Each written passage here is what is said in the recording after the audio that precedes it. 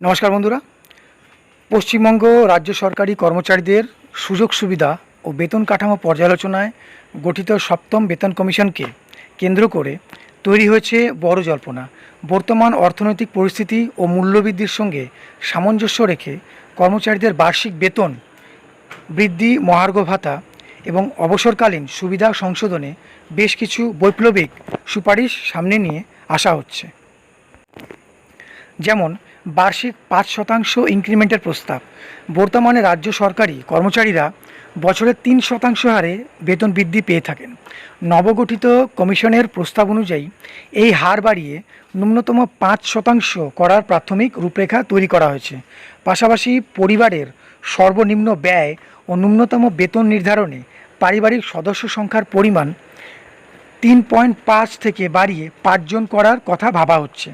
পেনশনারদের সুবিধার্থে কমুডেট পেনশন পুনরুদ্ধারের সময়সীমা কমিয়ে 11 বছর করা এবং অবসরের বয়সে আর্থিক স্বাচ্ছন্দ্য বজায় রাখতে বিভিন্ন গ্র্যাচুইটি ও পেনশন কাঠামোর পূর্ণাঙ্গ পর্যালোচনার সুপারিশ করা হয়েছে।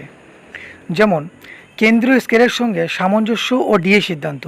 কেন্দ্রীয় বেতন কমিশনের সঙ্গে রাজ্যের বেতন কাঠামোর বৈষম্য দূর করতে বিশেষ উদ্যোগ নিতে চলেছে সপ্তম বেতন কমিশন।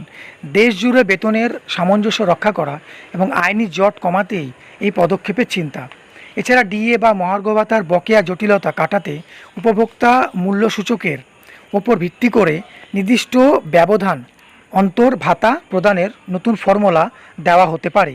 কেন্দ্র যেভাবে হাউস রেন্ট অ্যালাউন্স অর্থাৎ এইচআরএ ও ট্রান্সপোর্ট অ্যালাউন্স প্রদান করে, রাজ্যের ক্ষেত্রেও একই কাঠামো মূল্যায়নের পথ খোলা রাখা হচ্ছে। এছাড়া রয়েছে পদোন্নতির দ্রুত সুযোগ ও চিকিৎসার ক্যাশলেস সুবিধা।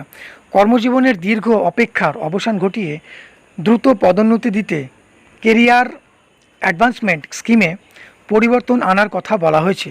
এখন থেকে চাকরি জীবনের 5, 8, 12, 18 এবং 24 বছর পূর্ণ হলেই প্রমোশনের নতুন সুযোগ মিলবে, যা আগে কেবল 8, 15 এবং 24 বছর নির্ধারিত ছিল।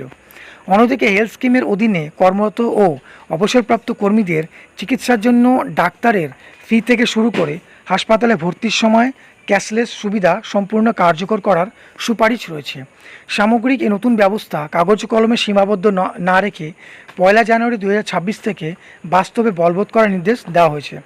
তো যাই হোক, পে কমিশন এবং ডিএ সংক্রান্ত বা সরকারি কর্মচারীদের বিভিন্ন আপডেট পেতে হলে এই চ্যানেলটিকে সাবস্ক্রাইব করে সঙ্গে থাকবেন এবং ভিডিওটি ভালো লাগলে একটি লাইক করে আমাকে সহযোগিতা করবেন। ধন্যবাদ।